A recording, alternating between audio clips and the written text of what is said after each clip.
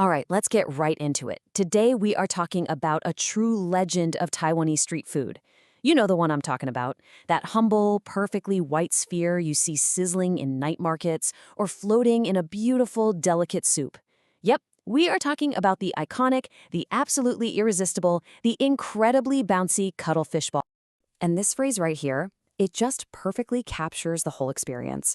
Soft yet crispy, savory yet sweet. I want you to picture this for a second. You're at a buzzing night market, you've just grabbed a skewer of freshly fried cuttlefish balls, and you take that first bite. You get that audible crunch, and then this burst of savory, juicy seafood flavor. It's soft but resilient, with this subtle sweetness that comes straight from the ocean. It's basically a whole sensory journey in one perfect bite. But, this little ball holds a secret. It's a classic case of mistaken identity that a lot of people, even people who've eaten them their whole lives, might not even know about. So the question is, what are we really eating when we order a cuttlefish ball? So the name pretty clearly says cuttlefish, right? But what if I told you there's an imposter hiding in plain sight? Well, it turns out there often is. Okay, so here's the deal.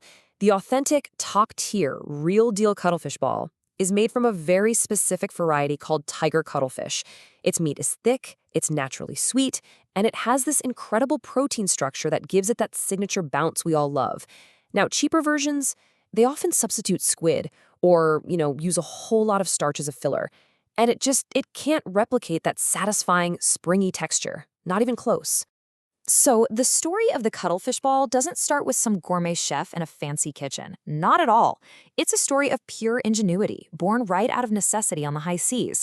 It's a classic tale of turning what could have been waste into a total culinary treasure. It all begins way back in the days before refrigeration. You had fishermen in places like Penghu who couldn't let their leftover catch go bad, right? So they'd mince up the cuttlefish with salt just to preserve it, and in doing so, they created the very first prototype of the ball. Now let's fast forward to the 1970s. Taiwan's economy is booming, and with it, people's appetite for better food. This is the moment when artisans take that humble fisherman's snack and just elevate it, focusing on craft and quality and transforming it into the delicacy we know and love today. All right, now we get to the part that I find absolutely fascinating, the science behind that legendary bounce. How in the world do artisans create that perfect springy texture without just dumping in a bunch of artificial additives? Well, it turns out it's a beautiful combination of chemistry and pure physical craft. It all starts with this golden ratio right here. A truly great cuttlefish ball has to be over 70% pure cuttlefish meat. The rest is just a little bit of pork fat for some moisture and flavor, plus seasonings. So if you've ever bitten into one and it tastes kind of floury or starchy, it's because that ratio is way off. This high meat content, it's completely non-negotiable for that authentic flavor and texture. But having a lot of meat isn't quite enough. The real secret is this physical technique called le kui, which literally translates to slapping or pounding. And it's not just mixing. It is a vigorous, intense beating of the paste. This physical force actually unravels the proteins in the cuttlefish meat, which allows them to link up and form this strong, elastic network. That network is what gives the ball its signature Q texture, its bounce. So let's put it all together. There are basically 3 secrets to the bounce. First, absolute freshness. You just can't compromise on that.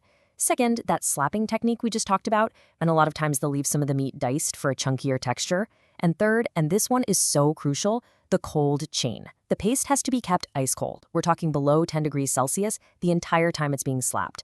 If it gets any warmer, those proteins start to break down and your bouncy ball turns into a mushy mess. Nobody wants that.